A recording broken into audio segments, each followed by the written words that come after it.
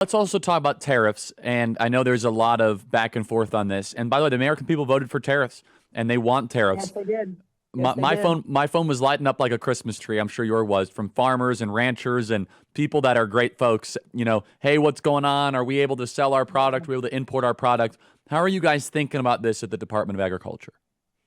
Well, there's no doubt, I've been now to 6 or 7 different states. I've only been in for about 2.5 weeks, I guess 3 weeks, and been to, gosh, a bunch of states, talked to a bunch of farmers, almost 200, I think, from around the country.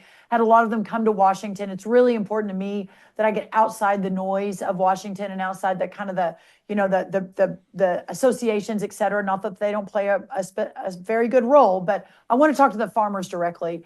And in so doing, the number one issue for them is the uncertainty that tariffs and the potential trade renegotiations, what that means for our ag community. And listen, Charlie, in 100 years, I'm not sure that the ag community, that our farmers and ranchers have been operating at more of a razor thin margin than they are today. I mean, it is not a good place to be. Our exports, we have a trade deficit of $49 billion in ag.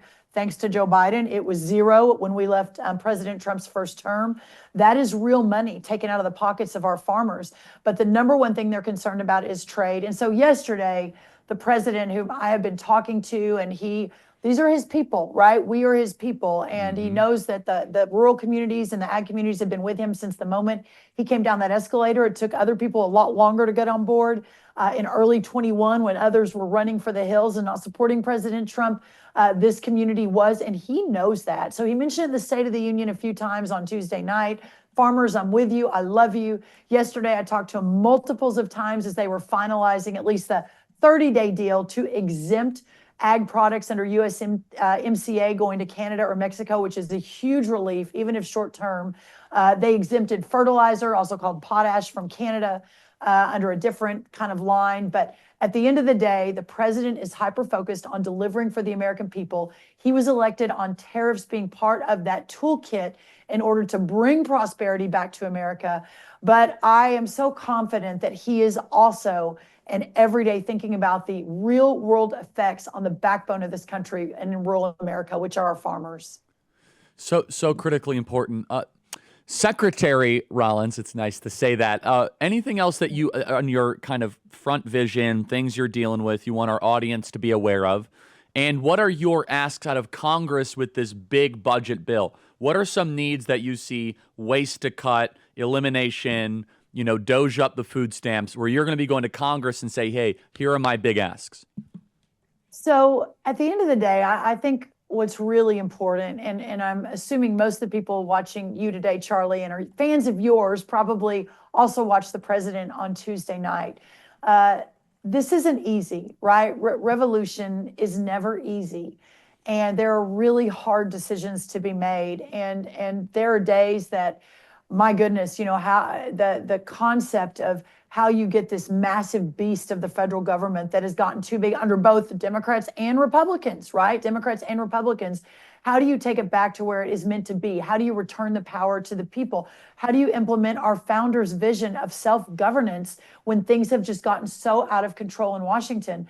And while, Charlie, you and I are both very much pathological optimists, I don't even know that you or I could have imagined the world that we're in right now in the best way, right? We've got Elon Musk, who is just doing such a phenomenal job. We have a cabinet. We're like family, and we're all working together. We've all now known each other and worked together for years at this point. So it isn't like we're in our silos anymore. This is a team effort to save America. So as I'm going to the Hill, and part of my message has been, Charlie, when you're in a revolution and you are significantly reducing the size of government, nothing will be perfect. It will be imperfect.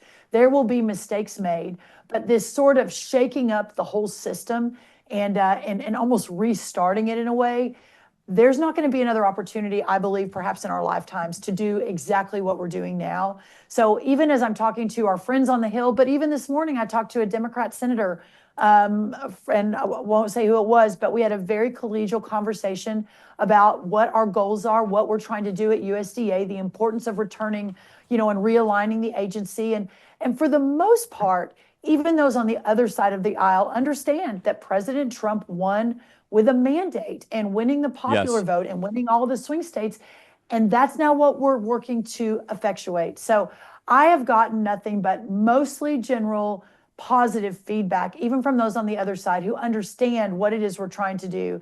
And for the most part, doing it with the best, well, for our sake, we are doing it with the best of intentions.